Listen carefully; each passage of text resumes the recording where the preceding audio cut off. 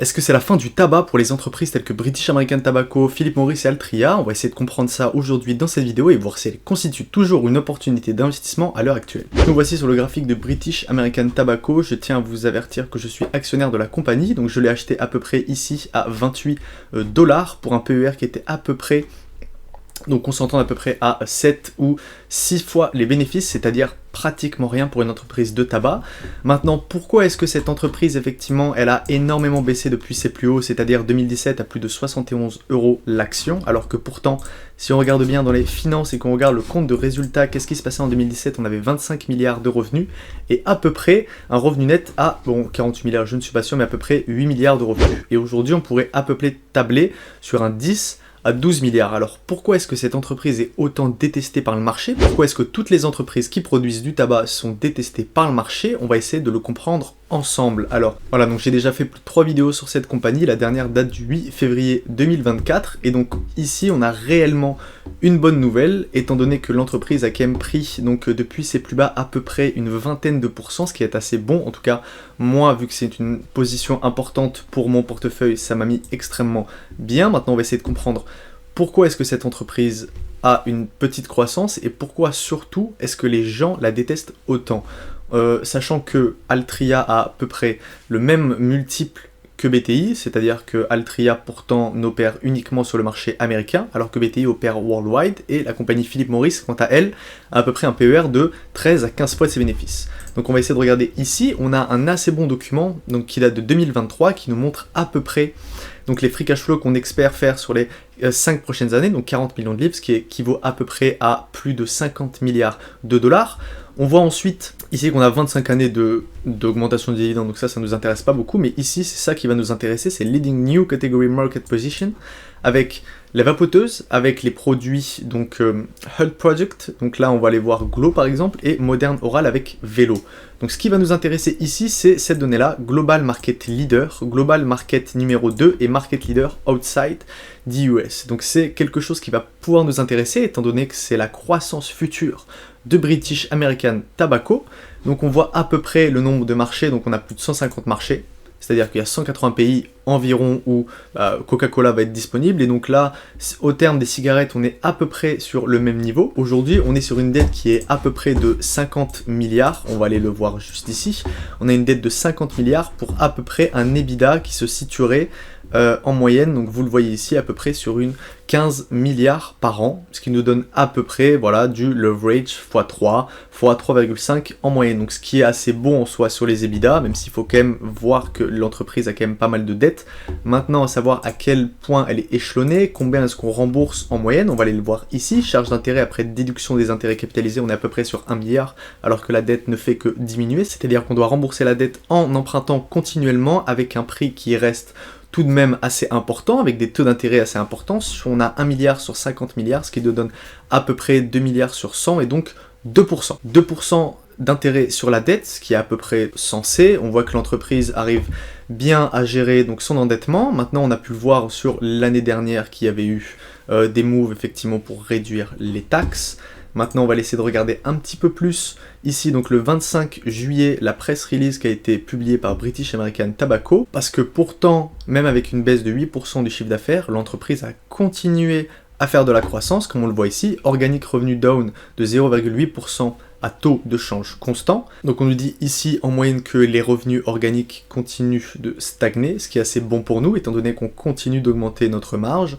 Ensuite on voit ici que les revenus from smokeless products, c'est-à-dire les nouvelles catégories de produits, représentent maintenant 18% du revenu, qui a augmenté de 1,4 points de pourcentage par rapport à 2023, donc c'est quand même pas mal. 1,4 points de pourcentage, on pourrait quand même mettre ça en relation de 3 ou 4% d'augmentation, ce qui n'est pas non plus énorme, mais maintenant il faut quand même mettre ça en corrélation avec le reste du produit. Maintenant, on sait qu'on a un produit qui va stagner et qui va doucement décliner avec une augmentation de marge constante. Étant donné que le tabac, on est quand même sur un produit dont les personnes qui le fument sont intradépendants. Maintenant, on va aller le voir ici. Donc effectivement, on a une baisse pour les new catégories. Donc ça, comme on l'avait pu le voir, c'était à cause des wholesale, étant donné que sur les niveaux des cigarettes, les wholesale, donc c'est-à-dire les tabacs en France ou aux États-Unis, je ne sais pas exactement comment est la législation et comment est fournie les cigarettes. J'imagine que ça doit être toujours fait par l'État.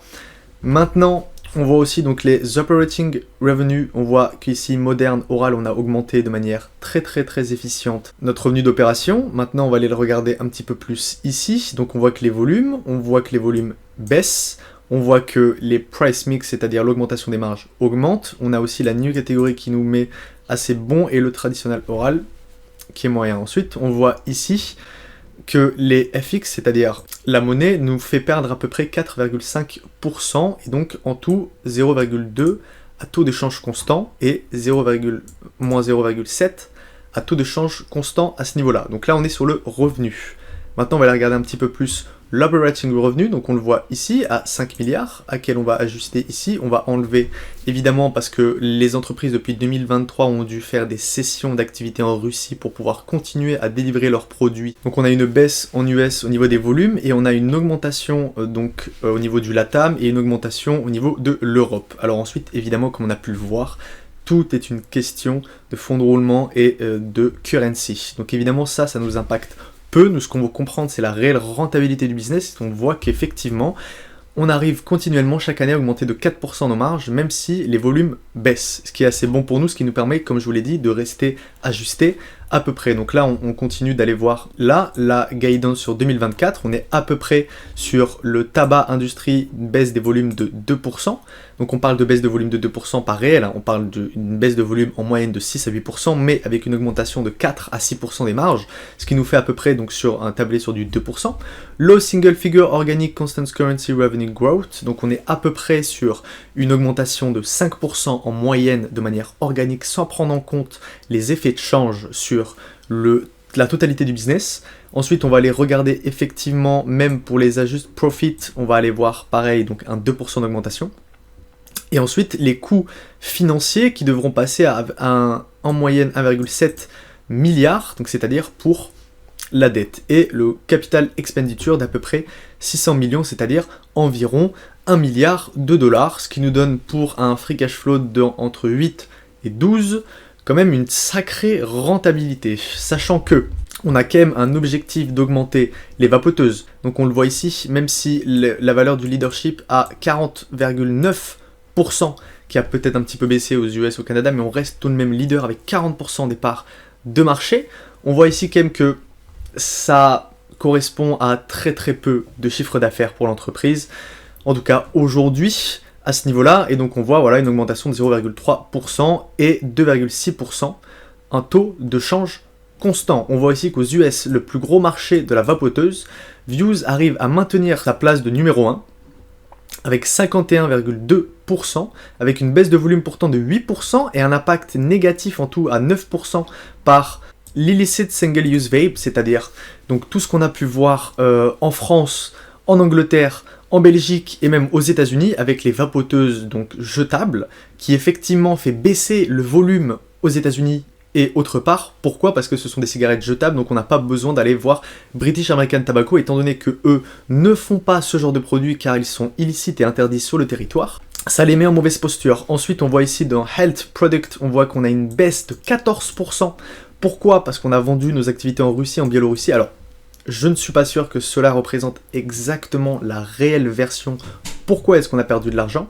On voit ici aussi que, voilà, donc en Europe, le volume a baissé, et ici, donc au LATAM, le revenu a baissé aussi.